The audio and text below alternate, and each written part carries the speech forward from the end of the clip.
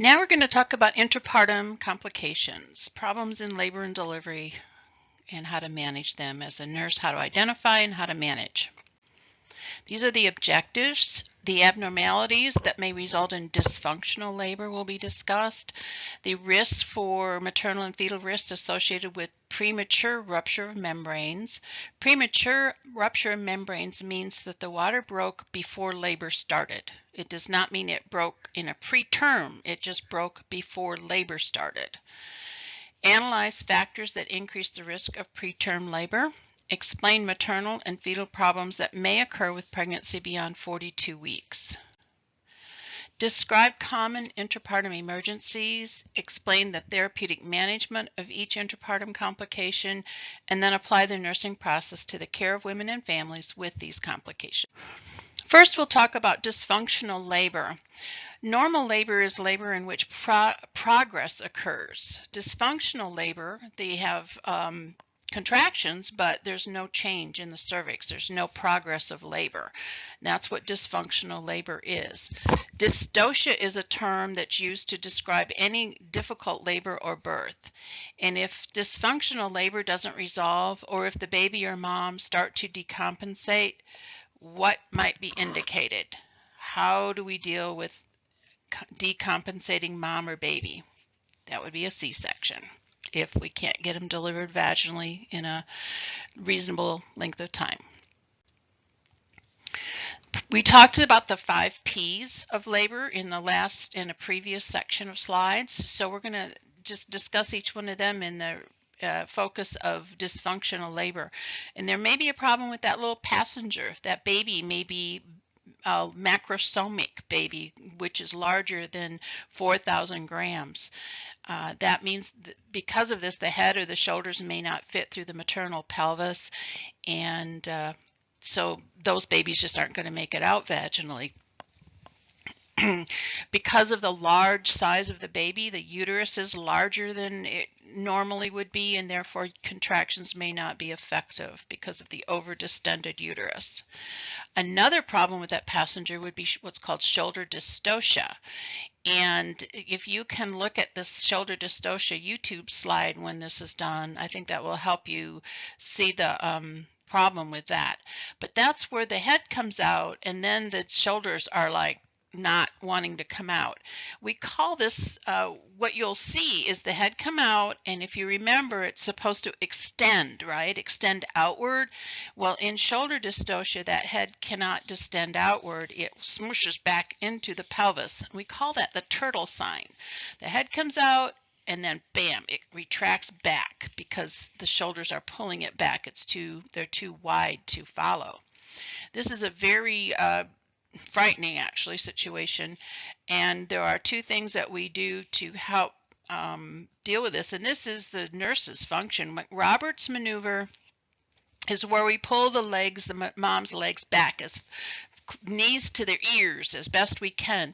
We often will have the dad on the other side help, or whoever can just help get those legs really pulled back to help expand the pelvic diameter as much as possible. That's called McRoberts maneuver.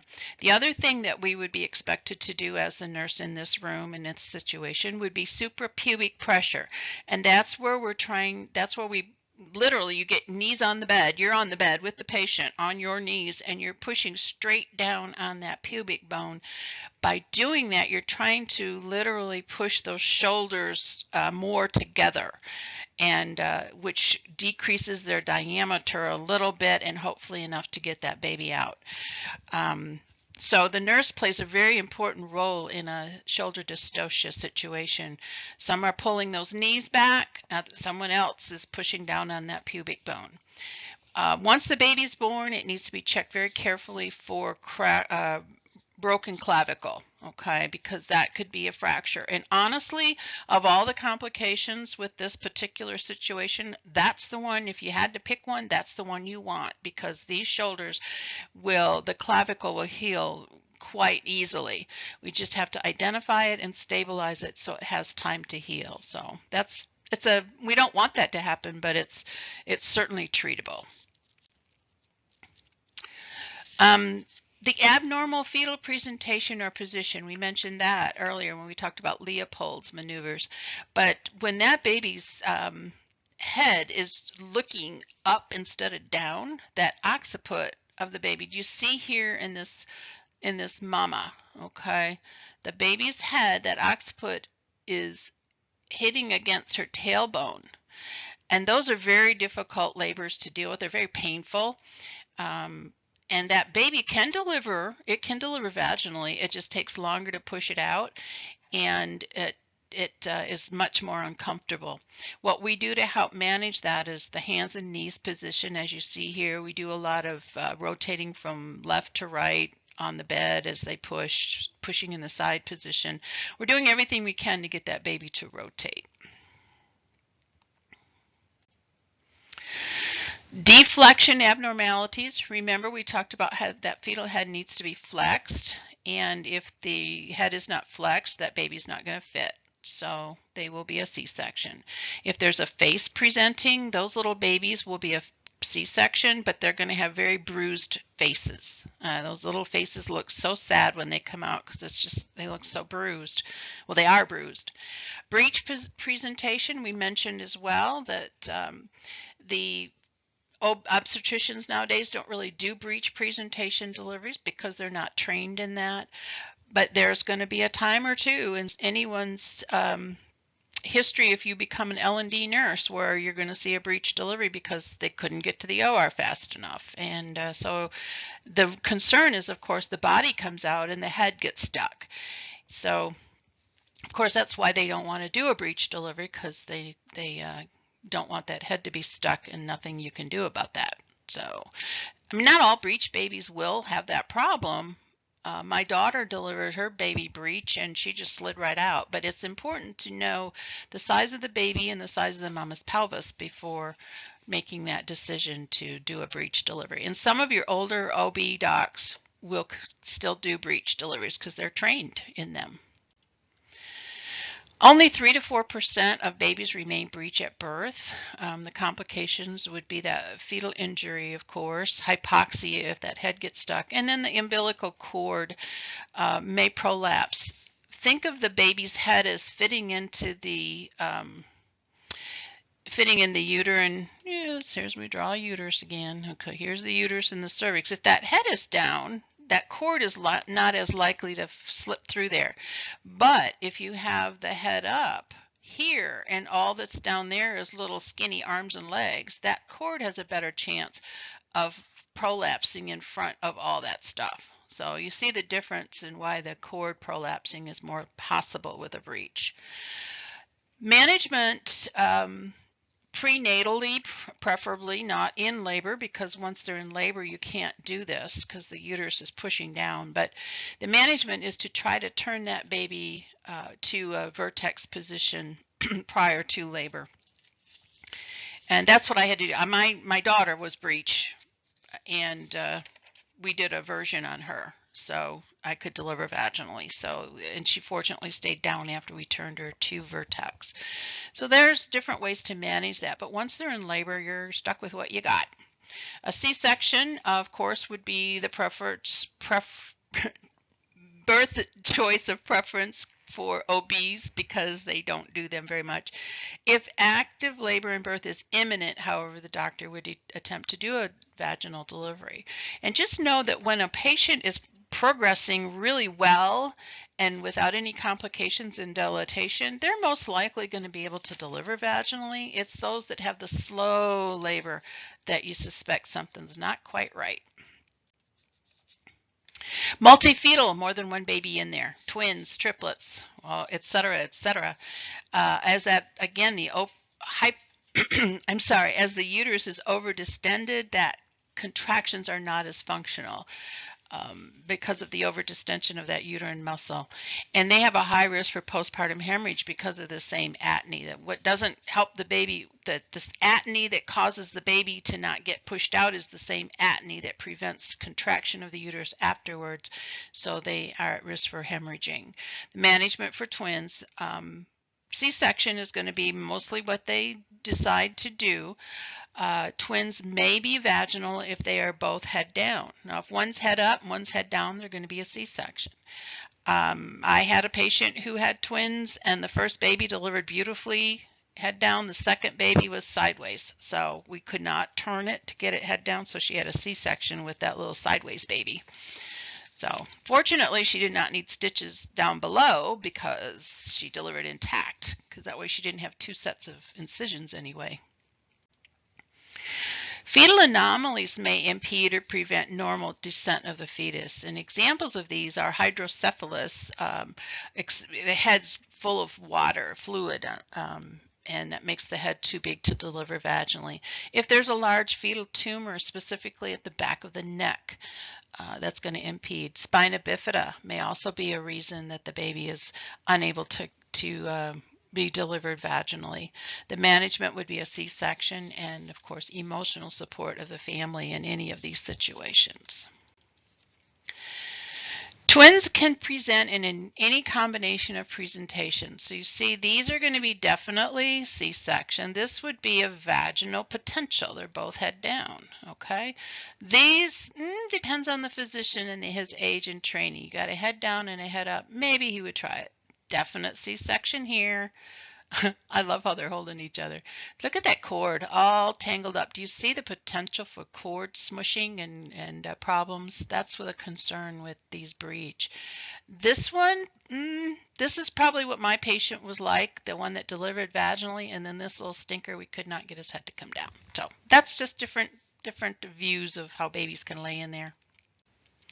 The next P we're going to talk about is problems with that passage. It's the mama's pelvis. If a pelvis is small and abnormally shaped, they are not going to be able to deliver vaginally. The rule of thumb is someone who's 5 foot or less, they most likely will have to have a C-section because those women have usually a small, squatty pelvis. The exception to that is in your Hispanic population. They can be 4 feet, 8 inches tall and deliver a baby intact perineum that's 10 pounds. It's an amazing, amazing thing, but it's true. So it's the size of the pelvis. Just know that the taller the woman, the more likely they are to be able to deliver vaginally. And even that's not guaranteed. I have a friend who was 6 feet tall and she couldn't deliver her baby vaginally. So none of this is written in stone. These are all guidelines, okay? There are 4 basic shapes of the pelvis. There's the gynecoid, which is the nice, round, wide opening, and 50% of women have this type of pelvis. The anthropoid is more oval. It's long and narrow, and this is still possible to have a vaginal delivery. This is kind of that male-shaped pelvis, but these women can still have a vaginal delivery. There's an increased risk of posterior labor, the back labor with the anthropoid. Android, these are heart or narrow shaped, a heart or triangle shaped, very poor candidate for spontaneous vaginal deliveries. And then the platypoid, they're flat. Their pelvis has a flat top bone and a flat bottom bone. Nothing's going to fit through there. And here's pictures of these. The gynecoid, see how nice and round that is? And then the anthropoid is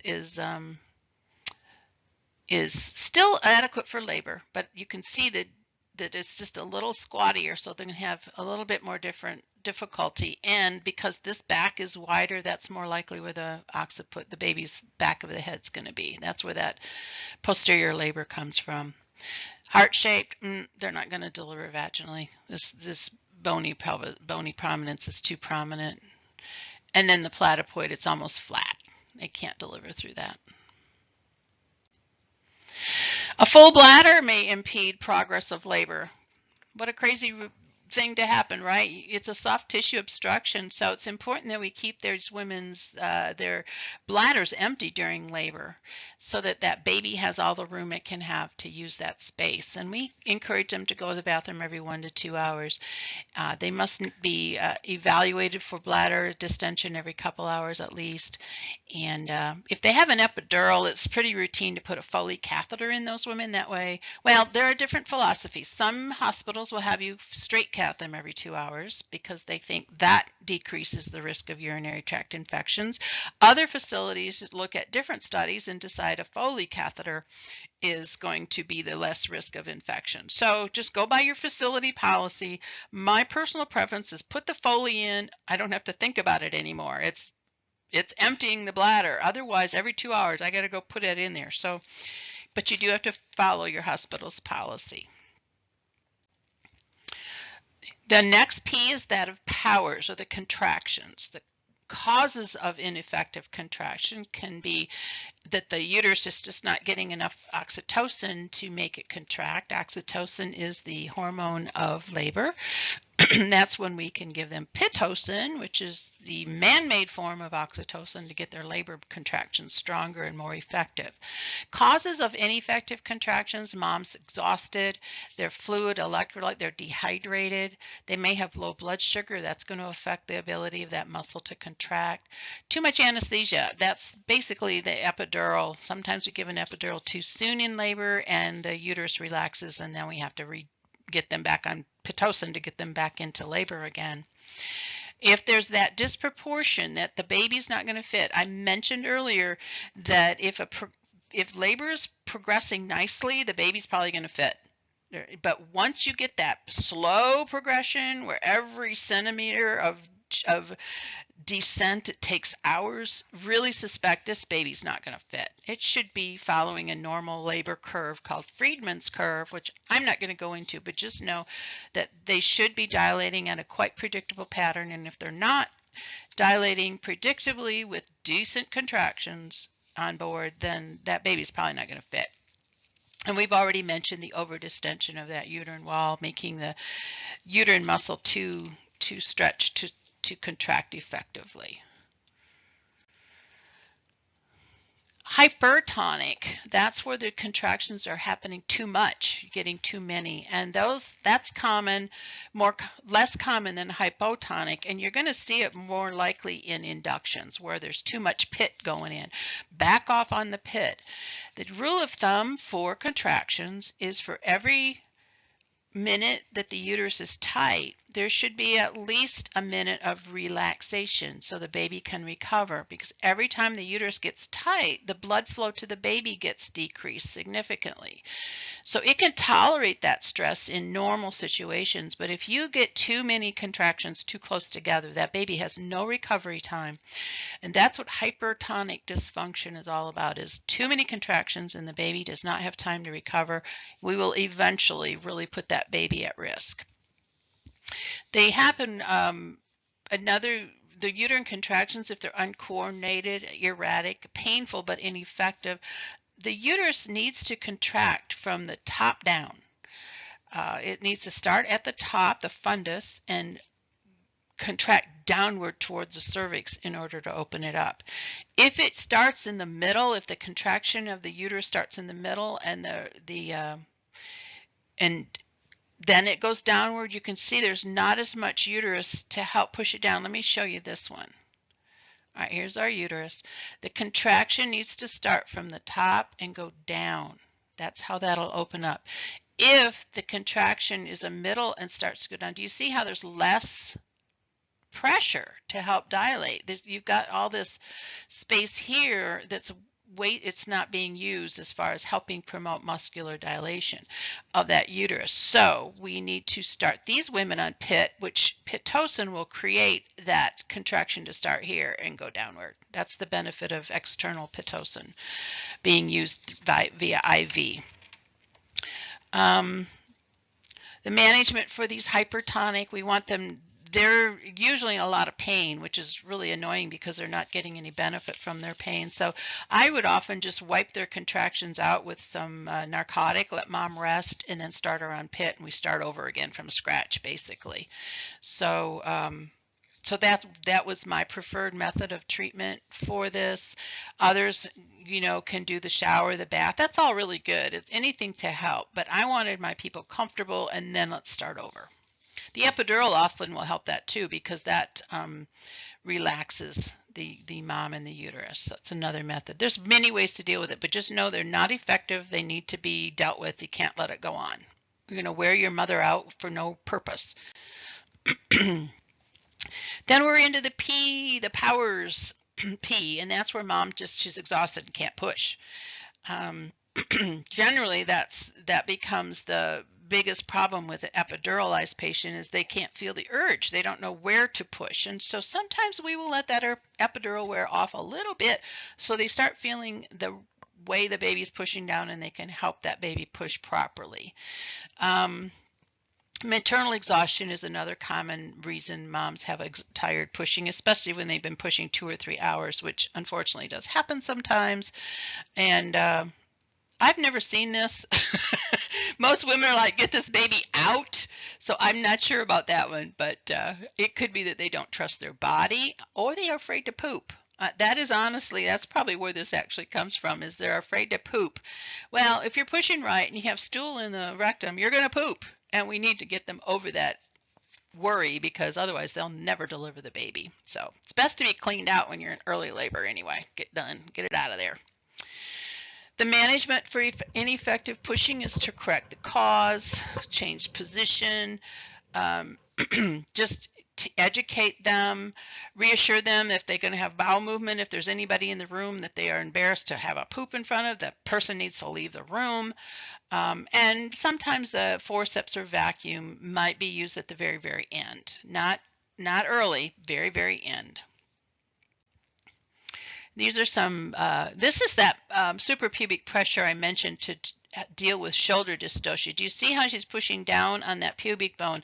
The goal being to minimize this diameter of the shoulders. So suprapubic pressure, never fundal. You wouldn't want to push up here. You're just ramming the shoulders into the pubic bone if you push up here, which long ago they used to make the mistake of doing that.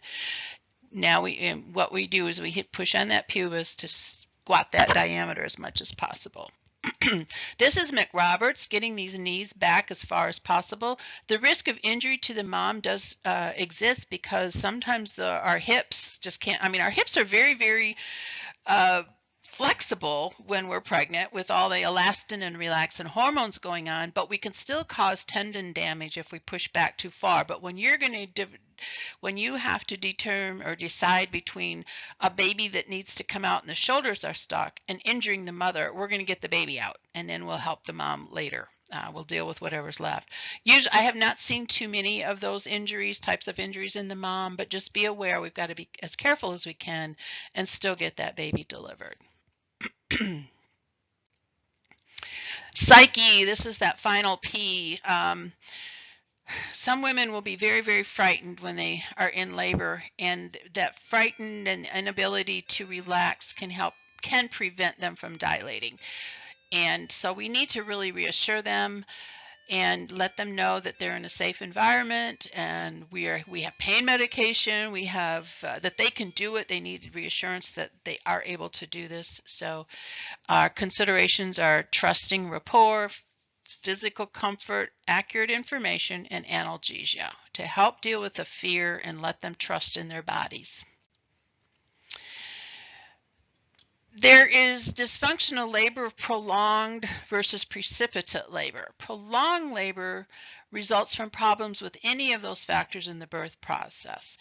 In the active phase, if you remember our chart from a previous section of slides, the cervix should dilate at a certain number of centimeters per hour for the nullip, first-time mom, and the multip, the second and third time mom.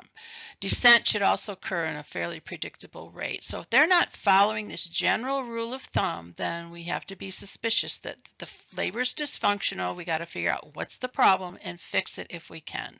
If the problem is the contractions aren't well and strong enough, we can fix that. If the problem is that the baby's too big for the mom, we can't fix that. Prolonged labor may result in maternal infection, both during labor and afterwards. It may result in neonatal infection. It'll also result in maternal exhaustion. They are just wiped out. And then the next time they get pregnant, they might be begging for a C-section. I can't do it. I can't do it. So all of these are potential problems with that prolonged labor. And as nurses, what we can do is support them in that and just help them, and then of course monitor for infection, especially if those membranes are ruptured. Precipitate labor, now that's the one, if you're going to have one or the other, have this one, because that's where birth happens within 3 hours of the onset of labor. These are the ones you hear, oh, she delivered in the IHOP parking lot or the Quick Trip or whatever. And usually precipitate labor is normal. It's usually normal. However, it can be where there's a placenta has abrupted, and we will talk about that later, where they ripped off the uterine wall and the baby just, wow, everything came out fast. If the baby has meconium, it has done the poop inside, that meconium is another potential sign that precipitous labor may happen. Cocaine use. They're out in the parking lot and they do a hit of cocaine, they're going to roar into labor and hopefully not have this abruption, because that's the risk with cocaine use, is that placenta rips right off the uterine wall. And of course the baby's going to have low APGAR scores, which you'll learn about when we cover neonatal. If you are the one delivering the baby because the provider is not yet able to get there because it's going so fast and he's stuck in traffic or whatever, wear gloves if you can. I have delivered babies without gloves on because it was like really fast, but put gloves on if you can, and do not hold the baby's head back. Let it come out. Position the mom on her side and just help her breathe. And if she's doing involuntary pushing, don't fight it. Let it happen. The worst thing we can do to tell a mom that's her whole body is pushing without her even having control over it is to tell her to stop. She can't. Been there, done that, you can't. Okay, now analgesia. If they have had analgesia within, it's 4 hours, but really 2 hours is the critical time period, then that baby can come out with some respiratory suppression because of the effect of narcotics in his system as well. So just be aware of that. In normal deliveries, if the mom has had narcotics within 4 hours of delivery, we have the neonatal, the NICU team at the delivery for resuscitation of the infant should it become necessary. It's usually not, but we have them there. Maternal trauma, if in these precipitous deliveries, that's when you have that increased risk of cervical tearing or perineal tearing. The tissue didn't have time to expand, it just ripped open. So you may get these hematomas of the vulva, and so it's really important that we watch for swelling and edema, pain. The fetus, their risk are intracranial hemorrhage, that blood vessels just broke, and nerve damage, hypoxia. So there's all these things to watch out for, but usually precipitous deliveries are fine. Premature rupture of membranes. Just to clarify, the word premature in this use means before labor. It does not mean premature in pregnancy. So it's important to distinguish premature rupture of membranes are membranes that rupture before the onset of labor. It may occur with a normal term birth. PROM is rupture prior to the end of that 37th week, which is considered preterm. So the preterm premature rupture of membranes is what that is. Preterm premature rupture of membranes. So be aware when you're reading anything about premature rupture of membranes, that does not mean the baby's premature. It means the rupture happened before labor. You have to see the word preterm to know it was preterm. Possible causes of PROM is what we call it. It could be infections. It could be the fetal abnormalities, malpresentation, incompetent cervix, overdistension of the uterus, maternal hormone, and really recent sexual intercourse can cause that water to break, and sometimes it just breaks. Complications would be that risk for infection. That's why we like to have these babies delivered within 24 hours of their ruptured membranes. Baby may develop sepsis after birth. And the earlier gestation, the higher risk for infection. Little preterm babies have a much higher risk for infection. Prolonged loss of fluid. If they have the preterm premature rupture of membranes, say they ruptured membranes at 33 weeks, they do not necessarily deliver those babies. They will have a watch and see type management for those babies. And what we're monitoring for are infection of the mom, signs of infection. She would have blood work done looking for white counts pretty much every other day. Of course, vital signs, that temperature. We're making sure there's no infection. We're keeping that baby on the monitor to watch for umbilical cord compression. We don't want that to be compressed and we lose the baby. So what we're trying to do is buy as many days of fetal maturity of lungs as we can in these women who have had preterm premature rupture of membranes.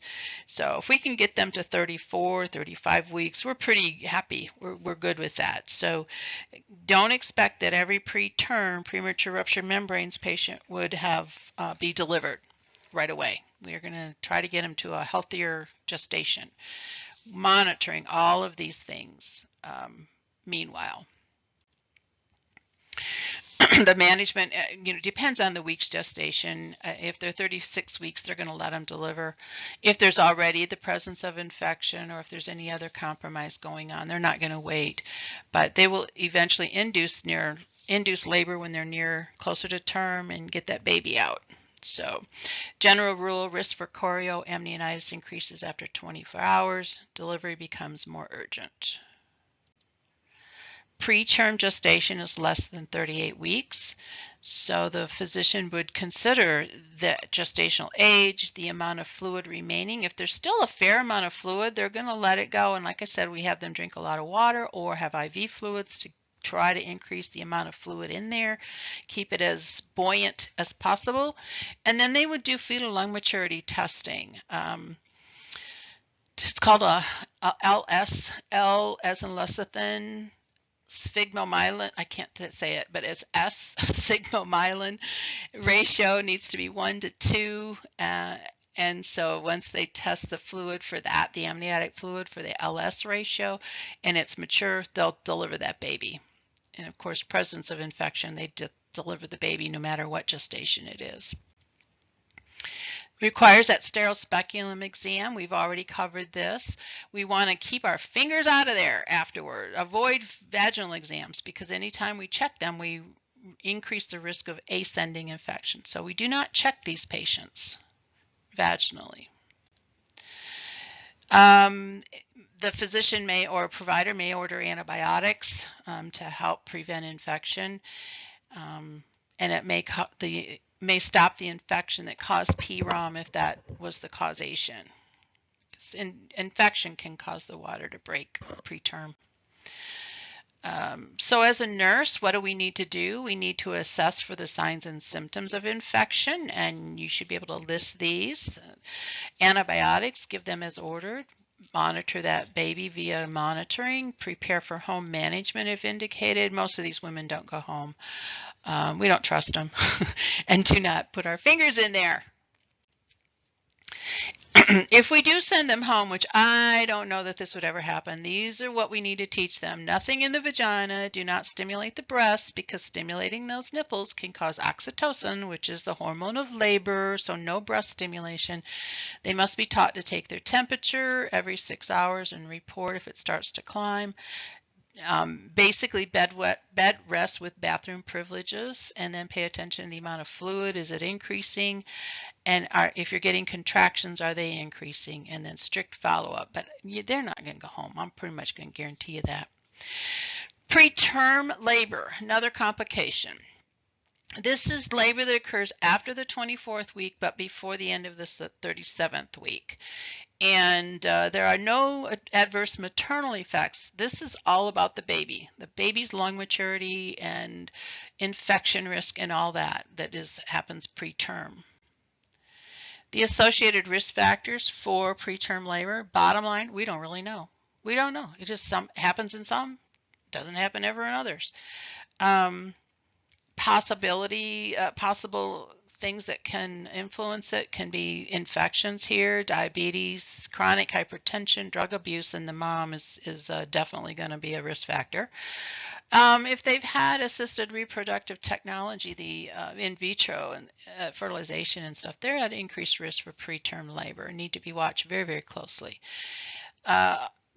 OB conditions where there's more than one baby, that overstretched uterus, it just says, I can't do this anymore. That PROM, preeclampsia, which we've talked about in Antepartum, I believe. That's where the blood pressure increases and they get protein in their urine and they have the risk for having eclamptic seizures. That will increase it. Placenta previa or abruption. The previa is the cervix, the placenta covers the cervix, and those are at risk for preterm labor. And an abruption is where the placenta is here and just rips off.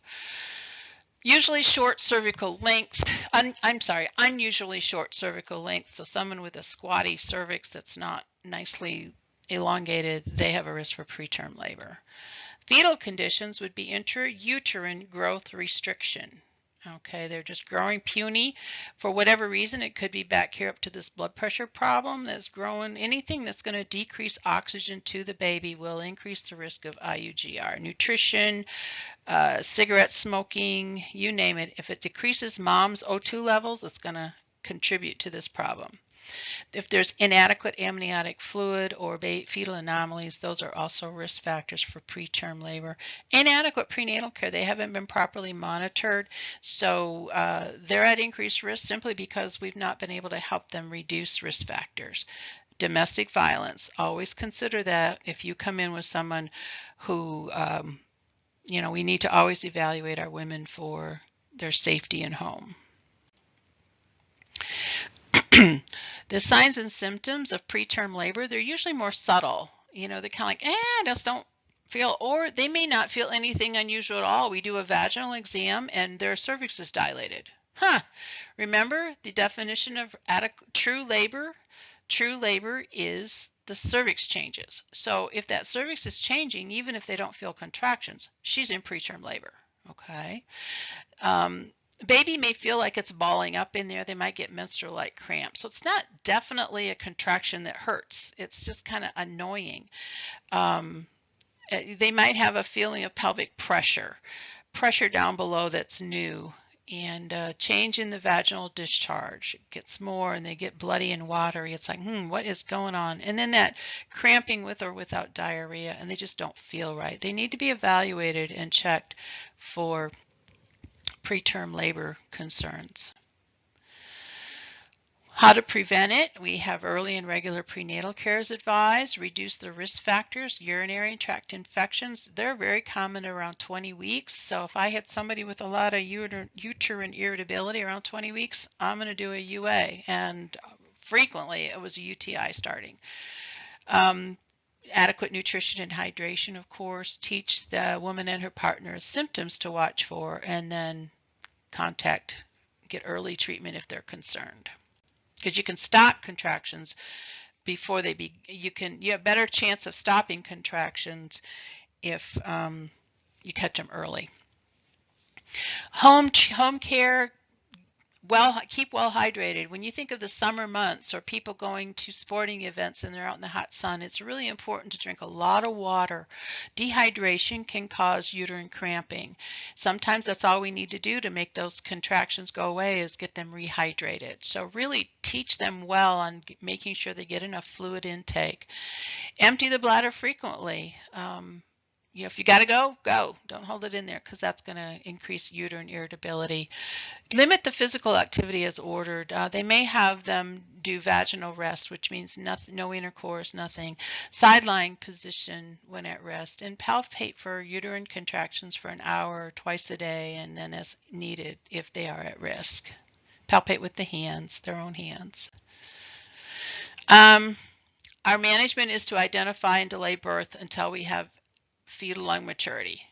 And if we feel that their delivery is going to be imminent or within the next 24 hours, we start them on, we give them, our goal is to get 2 doses of corticosteroids in the mom. That will increase that fetal lung maturity. So if they are going into labor before 35 weeks or before, they're going to get the corticosteroids. So again, how to diagnose it. Documented cervical change, cervical effacement, cervical dilatation, all that means that something's going on. And So our goal is to minimize contractions until we get this baby's lungs more mature, if at all possible. And that takes 24 hours. Identifying preterm labor, we want them to have frequent prenatal visits, gentle as needed pelvic exams. We do try to minimize exams because that can promote vaginal spotting, and we don't want to do that. Do an ultrasound to check for cervical length, see if it's starting to shorten, and identify and treat those infections. Fetal fibronectin is a protein that is found in vaginal secretions, and it's done by doing a speculum and putting a Q-tip in there, and then that gets sent off to the lab to check for the presence of this protein, fetal fibronectin. If this fetal fibronectin is positive, there's a risk factor of them going into labor within the next 2 weeks. It is not 100% predictive, but it is predictive, and we would treat them as if they are at risk for going into preterm labor. The good side of fetal fibronectin is if it comes back negative, there is no risk. So a negative is reliable. The positive is saying that they are at risk for it. It's not definitive, but it's at risk. How do we stop preterm labor? Again, hydration, restrict activities, treat infections. We may give them tocolytics, which is a fancy name of saying contraction stoppers, medications to relax that uterus. And those change over time with what they're using. So I'm not going to name any right now, but tocolytics are given to the mother to help prevent contractions, just to calm the uterus back down. Mag sulfate is used to stop preterm labor as well. It is the drug that we also use for pregnancy-induced hypertension, the preeclampsia. So mag sulfate has two viable uses in OB, one to treat the gestational hypertension, or the preeclampsia, and one to treat preterm labor. They have to, of course, be in the hospital for that, and they feel miserable. But if we can stop the contractions with this mag sulfate, because it relaxes, remember that's how it treats the preeclampsias, it relaxes the blood vessels. For this use, it relaxes that uterus, okay? Beta-adrenergic drugs, different medications that they can, if we can stabilize them, they can go home on these oral medications if they're easily controlled. The higher risk ones, harder to control, will stay in the hospital. And then, so there's different types of medications there. There are different types of dysfunctional ineffective contractions. There are the hypotonic, hypo meaning low tone, so the contractions are not strong enough, they're too weak to be effective. And so we have already talked about this, I'm not going to really belabor it, but that's where we need the Pitocin to make those uterine contractions start from the fundus and go all the way down to the bottom, rather than in the middle and down, okay? The initial measures for hypotonic uterus, the doctor would determine, or provider would determine any contraindications for prolonging the pregnancy. If they have preeclampsia, then we're going to get them delivered. If they have chorioamnionitis, we want to get them delivered. If the fetal heart rate is not reassuring, we want to get them delivered. If the maternal has medical problems due to hypovolemia, we need to get the baby delivered. Dehydration may contribute to uterine irritability. We have talked about that. So we want to give them high volume IV fluid as ordered. We want to keep these women on their side as much as possible because that gives the best possible blood flow to the baby. When the woman's laying on her back, that baby can lay on the main uterine artery, which impedes blood flow. So we want to leave her on her side to increase placental perfusion and also to reduce pressure of the baby on the cervix. We don't want them sitting straight up because that pushes that baby down and may cause increase in cervical dilatation. The restrictions will vary according to individualized situations, depending on how at risk they are for this preterm labor, recurring, causing problems, but they definitely need to consider the restrictions that each woman would need. There are adverse effects of restricting activity, as we all know in medicine. Moms get weaker, they get orthostatic hypotension can result. The psychological effects for long-term activity restriction, it's very difficult to be in the hospital or at home, but either one, and not be able to do your normal walkabout type life. So they can get very depressed, and we need to pay attention to that and help them through that. Come up with a plan of care that will address these issues. Treat infections if they're there. Make sure that we have given antibiotics. So watch for the signs of infection to catch it early if they are in preterm labor, and being monitored on bed rest. Just really be very vigilant for infection. Those tocolytics I've mentioned, they're usually given if 34 younger or earlier than 34 weeks gestation. They will delay preterm birth rather than prevent it. So we're trying to get to that point, as I said, of fetal lung maturity, and we want them at a level 3 facility. So if they're not, that's where they need to be transferred to. There are 4 types of tocolytic drugs. Mag sulfate is one of the big ones that we mentioned, as well as these oral medications that each have different methods of action, but each of them are used based on individual responses.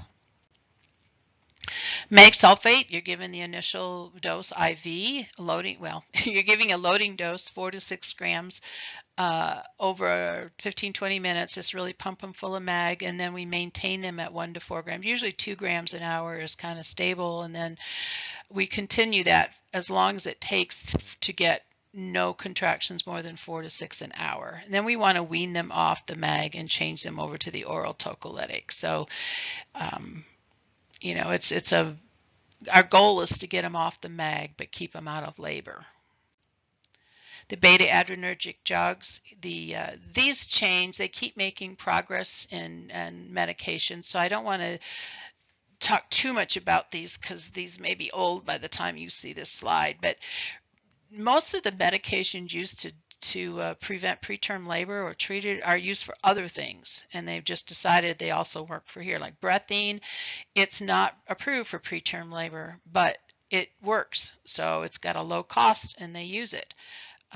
So just be aware that the medications are there to inhibit uterine muscle activity, and they work at the level of the sympathetic nervous system.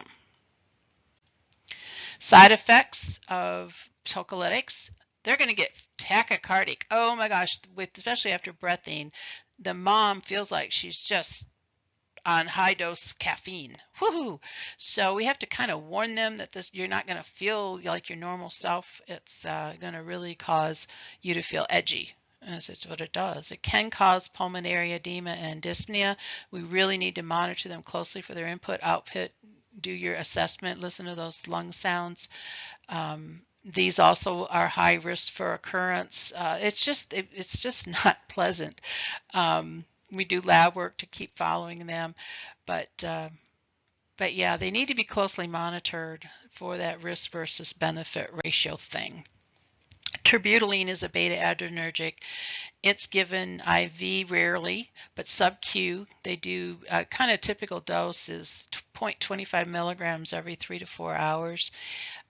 For someone in hypertonic uterine contractions, that's where they're contracting too much in labor and the baby is showing signs of decompensating, we will give terbutaline sub-Q to the mom every 20 minutes times 3 doses to stop that hypertonic contraction stuff. But for preterm labor, we aren't that rapid. We don't use it that rapidly, but they do get that, and then our goal is to switch them to oral.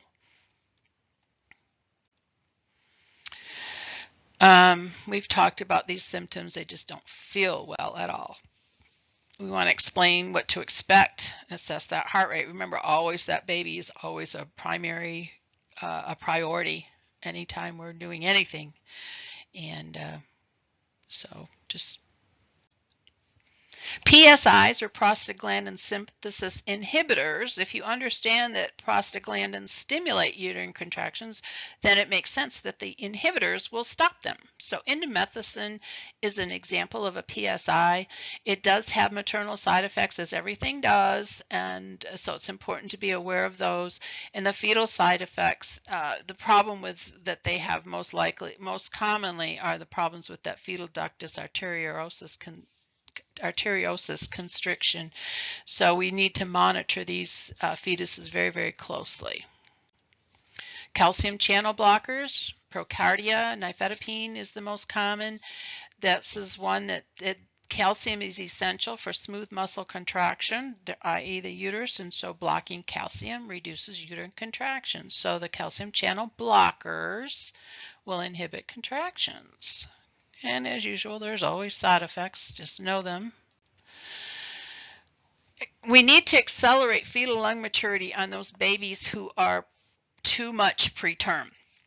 If we can get those lungs to mature, then we have a decreased incidence of all kinds of problems.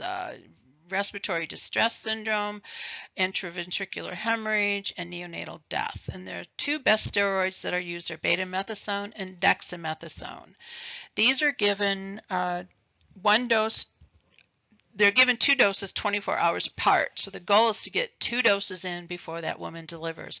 That increases the fetal lung maturity to the point where the baby is going to do probably quite well. The indications are between 24 and 34 weeks gestation. If someone's in preterm labor, then we would give them steroids just in case they deliver. The PROM, and that should be PPROM, I'll change that. Preterm premature rupture membranes, we would use it then as well. And there we go, a dose today and tomorrow another dose. Same, and then this is dexamethasone, a dose today, and they're going to get 4 doses 12 hours apart. Betamethasone is the most commonly used one that I've seen. Maternal side effects of the glucose intolerance. So we have to be careful in our diabetics. Very, very careful that our diabetics are closely monitored.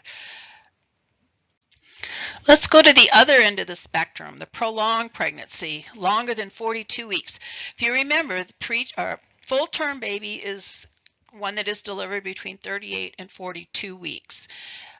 We don't want them going beyond that 42-week point because the risk is that placenta is going to get old and start getting calcified, which decreases oxygen and nutrients to the baby. So they're going to have a uteroplacental insufficiency, a lack of oxygen and nutrients, and they have an increased risk of fetal death.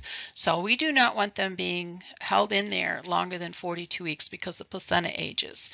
The fetus is also less able to tolerate contractions when they're beyond that due date because of this whole decreased oxygenation issue. And there's going to be a decrease in amniotic fluid due to that placental insufficiency, which can increase that cord compression problem. We don't want it smushed on the cord. The baby is also very likely to have the poop because of this low oxygen. They're going to have a poop. So meconium, due to that hypoxic incident, will be present. And so that's what's going into the baby's lungs is meconium. Not good. They will have perhaps decreased fetal growth related to that placental insufficiency. They actually start kind of going backwards, but they may have increased fetal growth if placental blood flow is not interrupted, and then you get a large baby that is dysfunctional. Labor can't deliver vaginally, so you end up with an 11-pound baby. So yeah, we don't want these babies getting too big or too old. Psychologically, the mom will think this pregnancy is never going to end. They start feeling that way in the last normal month, so I can't even imagine how they feel going into the 1 or 2 weeks beyond their due date, let alone 3 or 4. So of course a big baby, more chance of maternal trauma vaginally if they do deliver vaginally, and then fatigue, stress, anxiety. It's, we want those babies out. The therapeutic management for these post-dates babies is what they're called, is to determine the most accurate estimated gestational age so that we know that we're not a month off on our date. The last menstrual period may be helpful. Frequently they're not. Ultrasounds, if they are done early enough in pregnancy, they are reliable. If she had an ultrasound done at 18 weeks that says she was 18 weeks, then I feel very confident that whatever the weeks are now is what she is. But if they have not had ultrasounds, an ultrasound done at the 42nd week is not going to tell you anything about the age of the gestation. It's only going to tell you the size of the baby. Fundal height can also be helpful, but again, this has to be early in pregnancy information, not at the last minute. We want to determine that the fetus is doing okay. We have tests that we do. Biophysical profile is one that we will talk about later. It measures various elements of the fetal status. And it's done by ultrasound and by a non-stress test, putting them on the monitor. The ultrasound is looking at that placenta specifically to make sure it looks healthy and then estimate the fetal size. We would induce their labor if there's a sign of placental insufficiency, if the baby's getting too big, if we know that it's true post-term pregnancy by early identification of gestational age, then we'll induce them. And then it's, of course, informed consent by the patient in talking with her provider. Intrapartum emergencies. Placenta accreta. That is where the placenta is so stuck to the uterine wall that it does not ever detach and come out. It's just become almost part of the uterus. It doesn't separate, it leaves fragments. Severe accretas require complete hysterectomies because that's just not going to give it up. So there are levels of severity of accreta. Some come out but leave fragments still there. Others just don't even ever come out. As I said, those result in hysterectomy. Hemorrhage is the big thing with accretas. The uterus is trying to clamp down to prevent bleeding after delivery, and it can't. This placenta is in the way, so it stays boggy, and they bleed out very rapidly.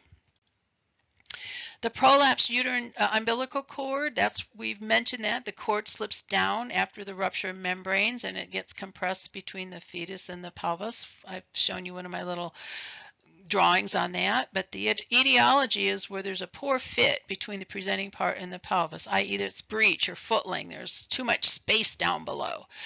If the fetus is at a high station, let's say that the fetus is, way up here, high station, the back and the legs. Well, you can see how if she's ruptured, this cord can fall out. So that's a potential for a prolapsed cord. If it's a very small fetus, there's too much room left for the cord to take over. Transverse lie, baby is sideways. The baby's sideways, you can see things can fall out of there. And if there's a larger amount of fluid, which allows the head to just kind of float, and that cord can go ahead of the head or the butt or whatever. You're going to see drop in the heart rate, bradycardia, or variable decelerations. We will talk about that when we discuss fetal monitoring. Complete cord prolapse, the cord can be seen protruding from the vagina. You go in to check and you're like, oh my God, there's a cord hanging out there. The cord prolapse in front of the head, it can't be seen, but you can feel it during the vaginal exam. So you put your fingers inside and you're like, oh my God, there's a cord here. I mean, I can literally feel, it's like a rib, it's like a rope, a thick mucoid rope.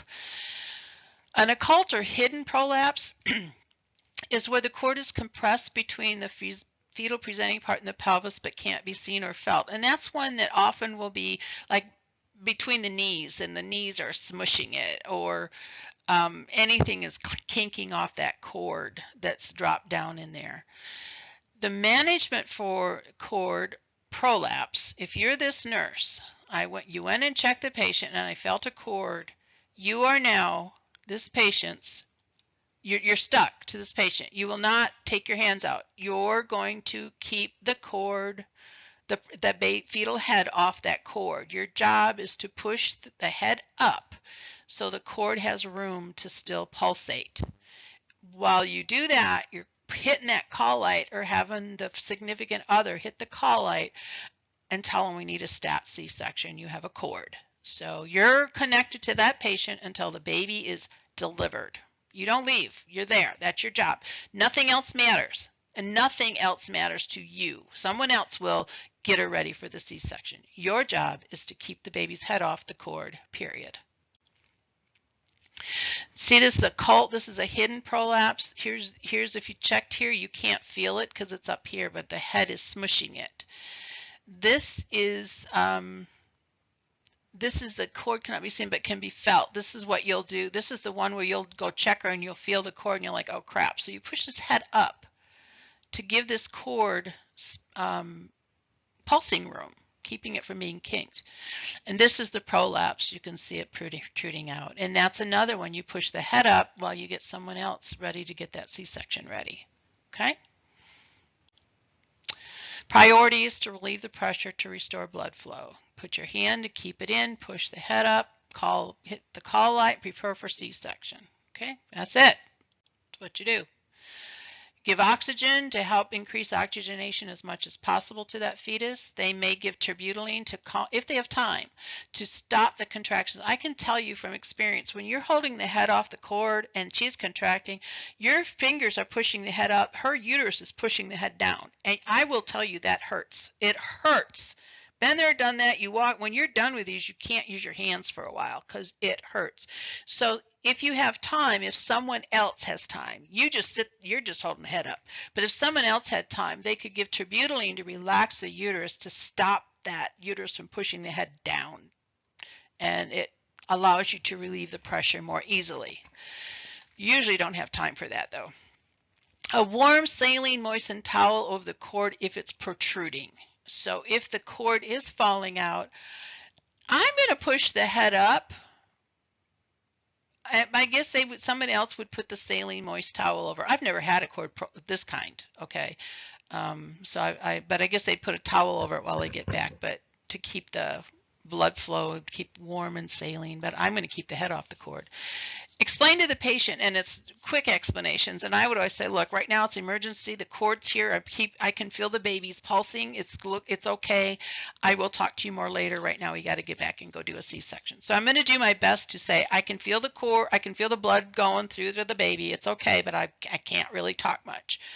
The prognosis is really good for the mom. The infant depends on the gestational age and how well we do keeping the head off the cord, really. These are some examples of pushing the head off the cord over here. This is the knee chest to try to get the head off the cord that way.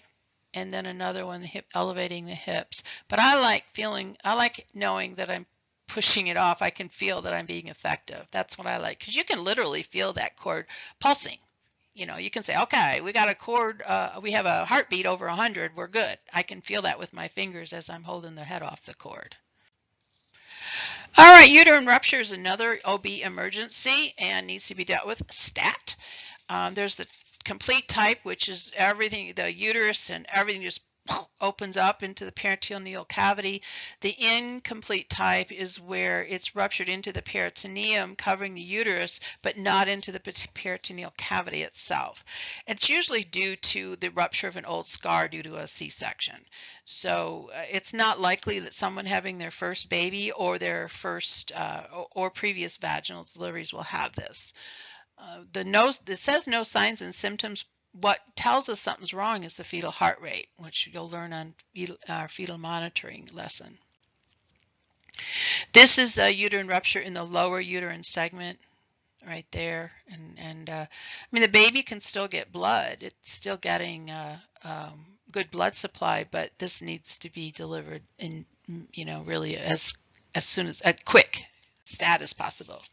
Rupture is rare, usually associated with that previous uterine surgery, especially with that classical vertical up and down incision. Okay, the up and down incision increases the risk of, because it'll separate more easily this way. Okay, the muscle fibers go this way, so it's easier to rupture that way. High number of previous pregnancies. So when you see that show 21 and counting, that woman who has 21 babies every time, even though they were all vaginal, she had increased risk for rupture because that uterus will get thin. The wall of the uterus gets very, very thin with each pregnancy will thin it out even more. Blunt abdominal trauma, what MVA or spousal abuse, something that really causes a blunt, difficult trauma can cause rupture. And then that hypertonic, which we've mentioned, the uterine contractions going too strong, too wild. We are giving them too much Pitocin. We can rip that uterus open. So we really need to be moderate with our use of Pitocin and watch them closely. We use that drug a lot, but in doing so, we tend to forget that it is a serious drug. It's a high-risk medication. Signs and symptoms of rupture: the woman may feel abdominal pain and tenderness, something ripped. They'll say, oh, and that's if they don't have an epidural, guys. If they had an epidural, they're not going to feel that. But non-epidural, they're going to feel something give way, and they might develop chest pain. And that's because the diaphragm gets irritated by the blood pouring into the abdominal cavity. Fetal heart rate, we're going to see, we will cover this in fetal monitoring, but we're going to see these late decelerations, could be tachycardia of the fetus, which will eventually turn into bradycardia if we don't get the baby out, and then that variability gets less. You'll learn that in a bit. Contractions will all of a sudden stop. I mean, the uterus is ripped open. There's no contraction. It's a bag that blew open, and you might be able to palpate the fetus outside the uterus. Hypovolemic shock will quickly occur as a result of all this blood loss, so you need to be aware of the signs and symptoms. We monitor blood pressure and fetal vital signs consistently through labor for these very reasons, to help us reassure us that she is okay. And we may not see much external vaginal bleeding because most of that hemorrhaging is in the peritoneal cavity. It's not going to necessarily come out the vagina. It's going to go backflow up into the abdomen and cause chest pain. The therapeutic management is to IV fluids, if she's not on IV already, oxygen, and get that baby delivered, get the baby out, and then repair that. A small rupture, we repair the uterus. If it's large, they lose the uterus, and blood replacement as needed. Administer Pitocin with extreme care and caution, especially if a vaginal birth after C-section. And I know a lot of physicians are electing to not do VBACs anymore. I think most of them will allow a VBAC if the mom goes into her own natural labor. It is getting more rare to actually induce labor in a VBAC because of this risk. So if you do have a VBAC and they are on PIT, you've got to really watch them closely. Notify the physician or midwife of hypertonic uterine contractions. We'll talk about those in fetal monitoring. But if those contractions, with or without induction, if they're too tight, too strong, too many, too long, we need to slow them down and let the provider know. And then we assess them for postpartum hemorrhage as well, for potential rupture, because that's another risk factor is hemorrhaging in the postpartum area. If they've been hemorrhaging, that's another thing we want to consider is there a uterine rupture? Is that the reason they're hemorrhaging? Uterine inversion is very rare, thank God, but it's potentially fatal if it happens. This is where the placenta is stuck to the uterine wall. Remember, that's the accreta, placental accreta. And an overeager, hot-to-trot OB decides he wants to deliver the placenta before signs of separation have occurred because he's in a hurry. He's got dinner, he's got lunch, he's got whatever. So he starts pulling on the umbilical cord before it's separated, and lo and behold, out comes the uterus inverted outside the mom. Well, yeah, now what do we do? Afterwards, we're going to write the physician up, but in the minute, that physician needs to quickly push his hand and push that uterus back up inside the mom's pelvic area, back to the normal non-inverted state. Otherwise, once that cervix clamps down, it can't go up there. It'll be a hysterectomy.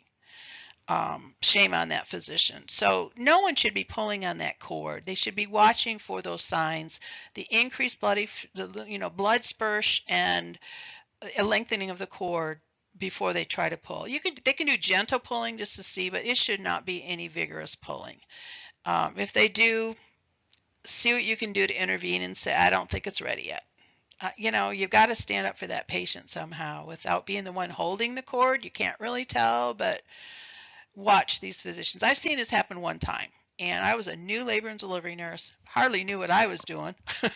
And the physician pulled on that thing, the placenta or the uterus was inside out, and I'm looking at it, and he's holding it in his hands like he did not know what to do. And I just said, I think you need to push that back up in there now. I went on total instinct because I was like, what the heck? And yeah, I was not happy with him. So that's the inverted uterus. The signs and symptoms are you can't palpate the fundus. It's depressed where the fundus should be. The interior of the uterus may be seen through the cervix protruding. I mean, it's just going to be in his hands, guys. Severe pain, could be hemorrhage and shock. Management is to try to put that uterus back into normal position. And if he can't, then surgery, blood products. They'll need general anesthesia, keep the uterus relaxed, and give Pitocin after the uterus is repositioned if she's been able to keep the uterus. So, and then write the physician up. I'm sorry, that should never happen. It should never happen. If they're pulling on that and the placenta is an accreta and won't ever come out, they need to go back to OR, all right, and get it out that way by surgery. This one is, to me, the scariest possible thing, amniotic fluid embolism. You've heard of pulmonary embolisms. Well, this is due to air or fluid or blood.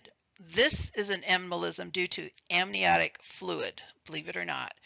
And this is where amniotic fluid is drawn into the maternal blood circulation and is carried to the mom's lungs. So in that fluid are fetal skin cells, the vernix, hair, meconium, all of that goes to the pulmonary vessels. It's more likely to happen with really strong, fast labor, and high intrauterine pressure forces the amniotic fluid into the open uterine or cervical vessels. These women are 99% gonna die. I've seen this happen twice. Those two women did live, but oh my God, they ended up in ICU, coma, bad. So it's important to watch for those your vital signs. You know, you think she's fine, she's delivered, she's feeding the baby, everything looks cool, and then all of a sudden, this is going to happen postpartum, okay? Most likely when everything's done and the doctor's left and you're like, things are cool. And all of a sudden she's like, her eyes get big, she sits back and she falls back. She can't breathe because of this amniotic fluid embolism. They're going to have abrupt respiratory distress. They're going to have depressed cardiac function. They are often fatal. It says 50% maternal death rate. So I may have exaggerated before, but when you're going through it, it's scarier than bejeebers. The survivors do usually have neurodeficits because they've been without oxygen for too long. Management is CPR, intubation, correct the hypotension, blood products. They will be on the ICU unit for weeks. So those are your complications in labor and delivery. I hope you've enjoyed this, and I know it's a long video, but you've been able to stop and go. So guys, take care.